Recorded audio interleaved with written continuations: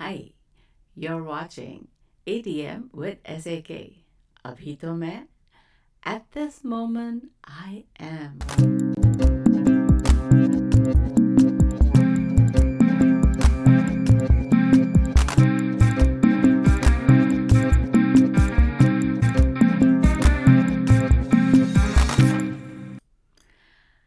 ATM with SAK will explore how to live a happy life with good vibes through spirituality. Spirituality, yes, that buzz in you from beyond your material plane. So let's get started.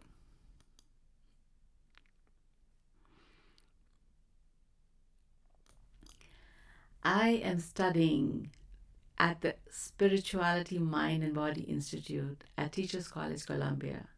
So, this is my record of the journey of learning the psychology of what is the connection between mind, body, and spirituality. And my first guest today is myself at the Teachers College. Hi, thank you for having me as yourself or a different version of yourself. And I am so happy to be here to talk to you all about this deep connection between spirituality, mind, and body. And what does it mean to us in today's day and age? So, tell me more about what is spirituality and what does it mean to you? Spirituality, like you said, is a buzz in each of us from beyond our material plane. What does that mean? Where is the difference between your body, mind, and spirit?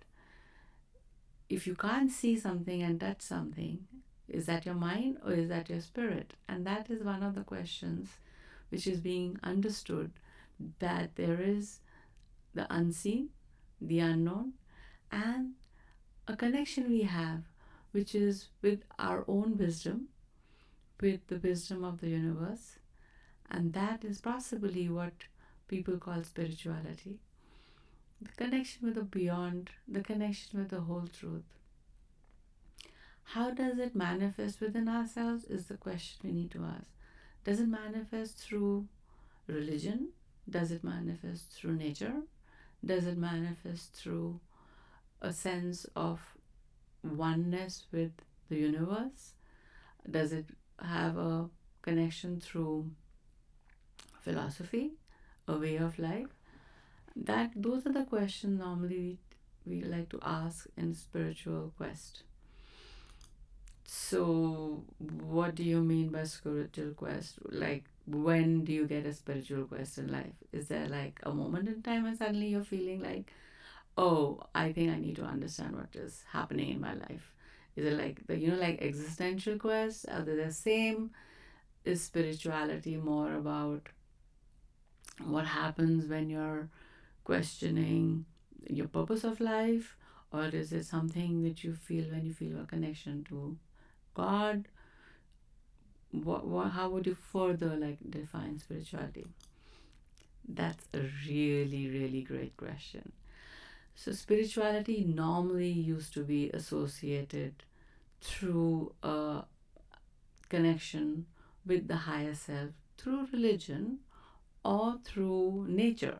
And maybe first it started in the old tribes of finding the spiritual beauty in nature, and then religion became your way to find it.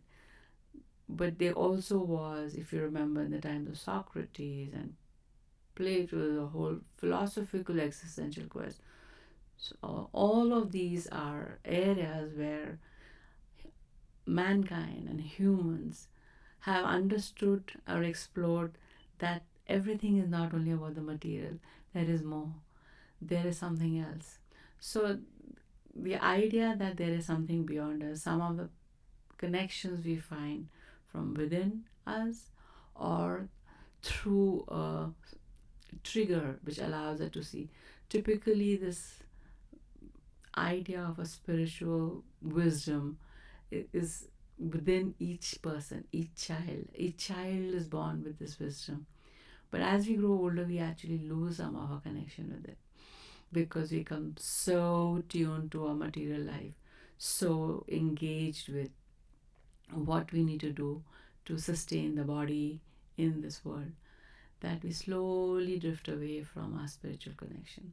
It comes to us, it never leaves us because we are made of the spirit, which is what actually gives us life. That is really the essence which is part of it. So the breath gives you a physical life, and the spirit gives you the consciousness, ability to be aware of who I am, that I am somebody, I am this person. That consciousness is comes through a spirit. Science has been trying to understand where this consciousness comes from, and it is just beyond the understanding or the physicality or the experimentation of science. It just stays at the edge of consciousness as we know it in a material sense.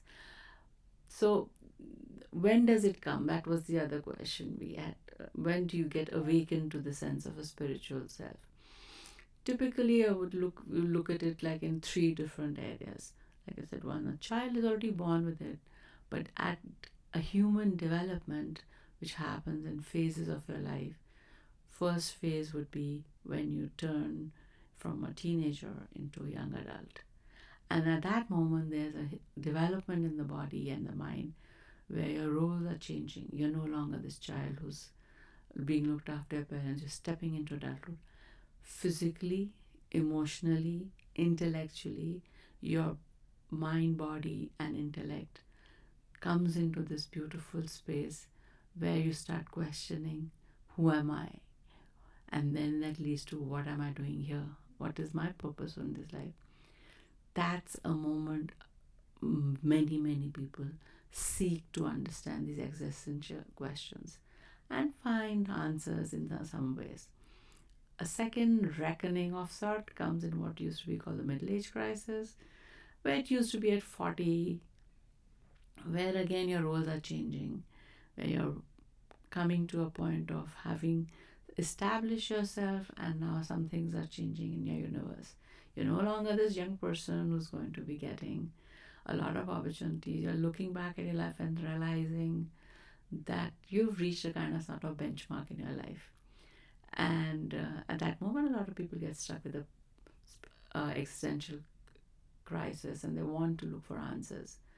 And the third time when it comes into your life is when you actually are going around 60, when you're retiring, and you see that all the things you had worked for are kind of wrapping up. And then again, there's this question of, who am I? What's my purpose? What am I doing here in this world? So these are development through the human body, which allows you to make sense of your life. The other two ways where existential questions come is when something goes wrong in your life. Something which is meant to be a pattern of your life is not working. When suddenly you have an illness or some tragedy. So those are things which happen in your life which are not in your control. Even when you're stuck in like a situation like a war or some tragedy which is occurring. We all went through COVID. Everybody kind of life came to a standstill. Those are again moments you will question life and wonder what is life all about. And in Viktor Frankl wrote his book during his time about how a man or a human searches for meaning or purpose in life in these kind of crisis situations. So that's another time where a spiritual quest becomes a journey of every human. And there is a third one, which is comes upon from not an external source, not a, a development, natural development body source, but from your own inner exploration of things going wrong, not because of external, but because of your own nature. When things don't work, when you are struggling with your own behavioral patterns, and those trigger situations in your life which you could have done differently and you could have changed. And there's an inherent realization that this is something I could have done differently. Those are again moments which are actually a gift from the universe to say, okay, look at yourself. Find the changing you and the non changing you. That again becomes a avenue to see which is the spiritual permanent me and which is the behavioral me, which is the identity me, which is the role playing me. Because you change every day, every moment, every year, on and on. So when you got stuck with this changing me, and then you that changing me is not making any sense, that's again the quest to look for, which is that spiritual me, which is like a permanent me, that I which doesn't change, which everything else is changing. The world is changing. The good is going, the bad is coming and going. I am changing. But in all the changes, there is one permanent I in you, which is the essence of who you are, which is the spirit of who you are, which is the spirit of who you are when you're alive, which is also the spirit of you, which goes with away when you say the body has died. Because once a person dies, it is not a person. You don't never call it the person.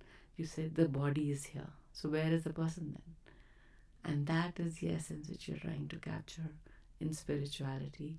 If we can get an understanding of that spiritual self, we have a different vision with which to look at life.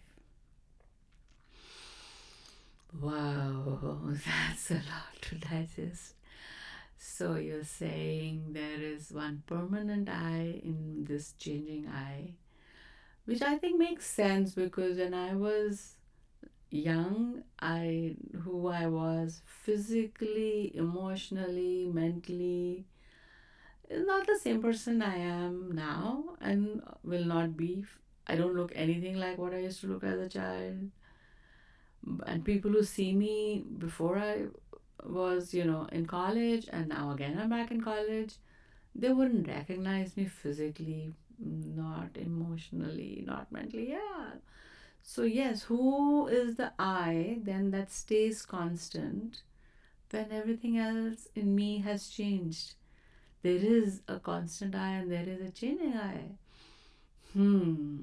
That's so interesting, isn't it? Like, I think we don't think about it, but we are acting on this phenomena without knowledge.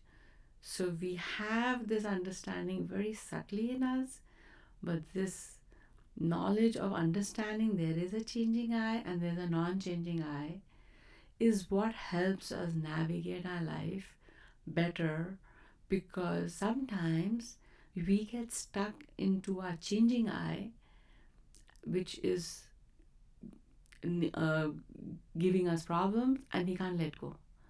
So, the ability, the more we can get stuck with our non changing, permanent, happy I and see the changing I, we can actually deal with life much better. So, okay, even if I get stuck with an unchanging I, how does that allow me to deal with life better? And more importantly, how do I get the vision of which the changing I? That's again another interesting question of how do you see who is your permanent I and who's your changing I? And the way to understand this is, of course, through observing yourself and listening to your inner voices. Then understanding the difference between the changing body, the changing mind, the changing intellect, and on whom are these changes happening. Because just like when a train goes away from a station, if somebody asks you, oh, did that train come? And you're like, I don't know, I wasn't here when it came. So for you to know something, there has to be one permanent watching eye on whom all the changes are happening, the one who can see all the changes, who knows the changes, who knows who you were before, who know and who you are today. There has to be that one permanent self which on which all these changes are happening. And that is that spiritual core or that spiritual permanence which we are in search of. And once you can get connected with that spiritual core, you can see the changes which are happening and enjoy the changes and enjoy the changes on the permanent self without clinging too much to saying this is what should happen or this, you know, angry me is really angry. No, no, no, no. I am not angry. There's no angry me. Anger comes and anger goes. I am the permanent happy person on which these changes come. Oh, so that is a very, very interesting phenomenon that I can actually see that a quest into a spiritual journey also allows me to then release these clinging and these notions I have into my different behaviors and different patterns and different identities. Thank you so much. Today was such an enlightening conversation about what is a spirituality, understanding of a spiritual permanent I. And I'm looking forward to the next conversation about how to discover and how to be more in tune with this spiritual self. So looking forward to it. Thank you for having me here. Thank you very much. And this was our first conversation with ourselves about what is spirituality and who's our spiritual self. Hope you enjoyed, and don't forget to like or subscribe in whichever way you heard it, either on audio or video. Thank you. Look forward to seeing you again.